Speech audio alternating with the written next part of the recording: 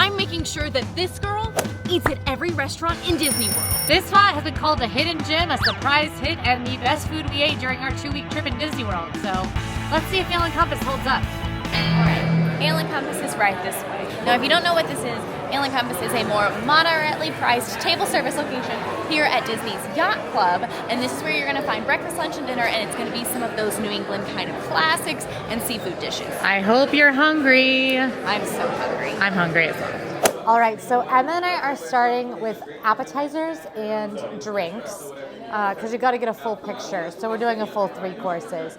Our drinks, we went with the Maple Old Fashioned, which is Old Forester, Kentucky Straight Bourbon, maple syrup, orange juice, and Angostura bitters for $15. And we also went with the Spicy Pomegranate Margarita with El Mayor Blanco Tequila, Ancho Reyes Chili Liqueur, pomegranate juice, simple syrup, and lime juice for $16. When it comes to starters, we went with the Roasted Buffalo-Style Cauliflower with Hearts of Romaine and Herbed Ranch for $10. And we went with the Parker House Rolls and Spreads, a famous one, served with bacon jam, hub cheese, and citrus butter for $14. We did get something from the salads and flatbread section as well with the short rib French dip flatbread, braised short rib marinara, sweet peppers, cheddar, herbed ranch, arugula, grilled lemon juice, chili flake, all on a flatbread and served with au jus for dipping. Let's eat.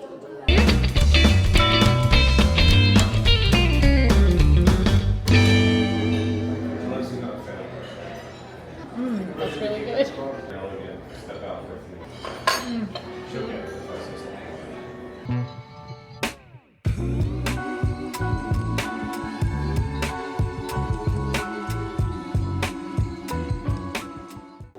It's time to discuss.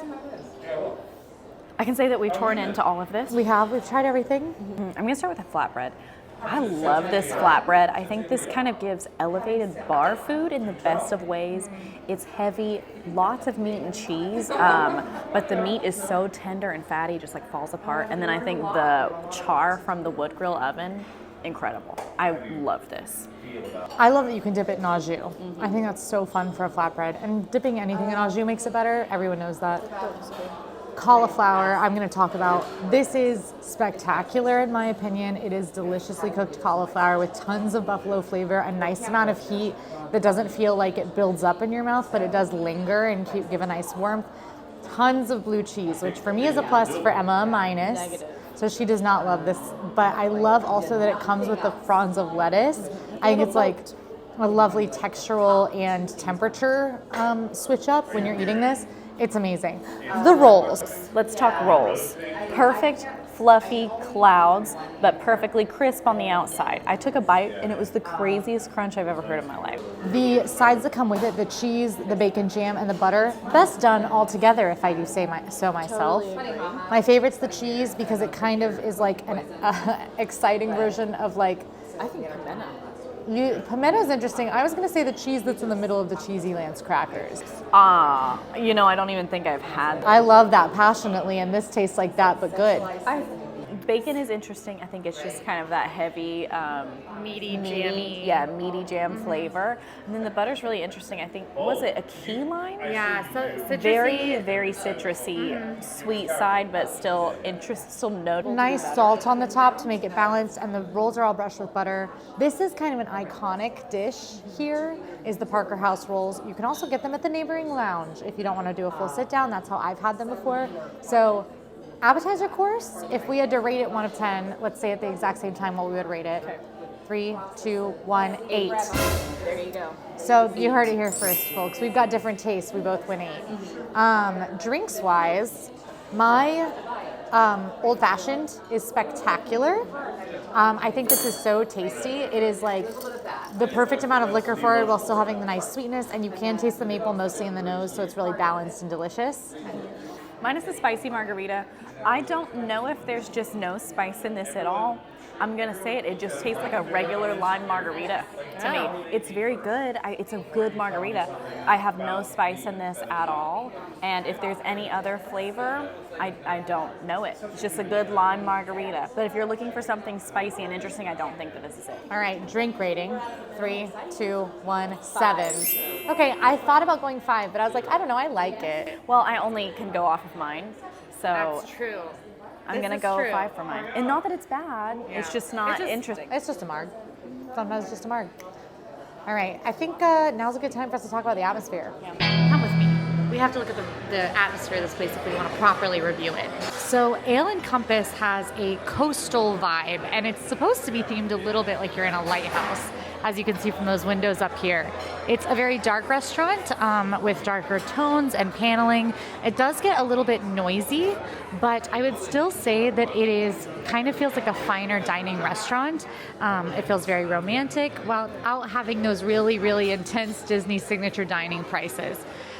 When you get over to the edges, you are kind of out on a hallway, which is something to keep in mind. And if you want to make requests to check in for where your table is, you certainly can. Emma and I were sort of off to the side in a private room, so I think the atmosphere here is pretty spectacular. I love this warbly glass window. Atmosphere rating, 3, 2, 1, 9. It's so nice in We're here. on the craziest level. I love Ale and Compass. I think it is a really nice elevated spot for not the same elevated price tag. Yeah, you feel comfy sitting in here in your park clothes in a way that like you don't in a signature restaurant. The prices are Disney prices, expensive but not insane, and it still feels really romantic and nice and upscale when you're in here. Doesn't feel like kids can't come, you know? So, And this is our romantic dinner date that we want from Trader. I don't think this is how romantic people we're arm can. wrestling. I win. For our entree section, we actually got the New England seafood pot pie, and it was $31, and it has shrimp, scallops, jumbo lump crab, and a sustainable catch of the day with baby carrots, pearl onions, pea potatoes, and a crustacean cream with a flaky crust. Our second thing that we got was the bacon and Vermont cheddar burger for $23.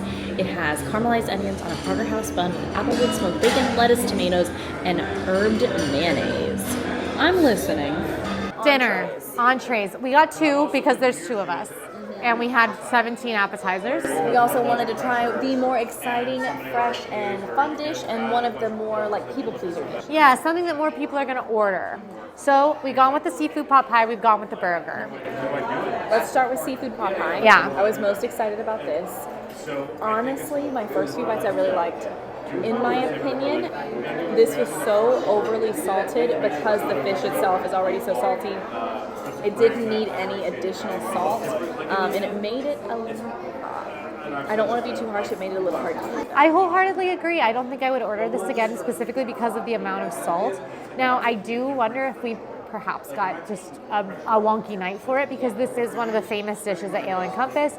The seafood in it is impeccable. Nothing is chewy, nothing is overly fishy, amazing flavor. I love the peas, the corn, the gravy that's all in is delicious.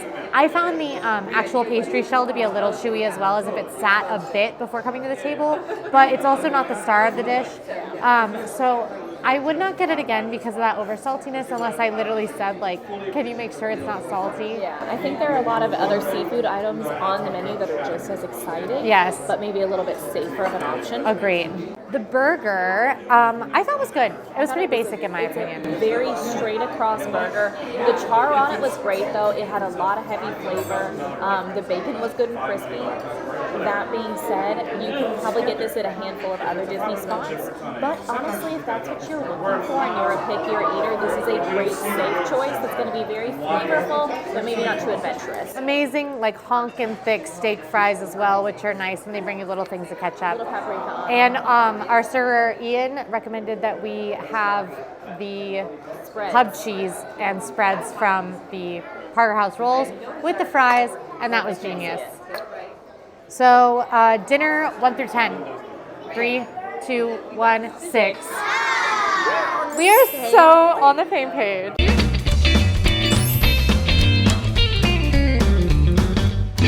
But who is it for? Let's talk magic or tragic. This spot is going to be magic for you if you want a little bit of a nicer evening with your family, if you're staying nearby, or if you want a nicer experience that isn't too high of a price tag. But this is going to be tragic for some friends as well.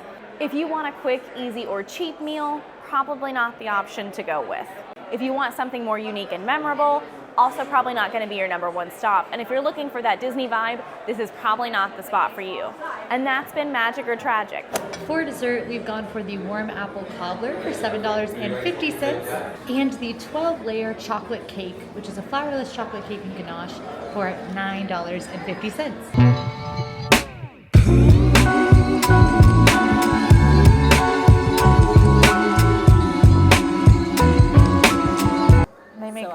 bitchy. I clearly went with the chocolate cake.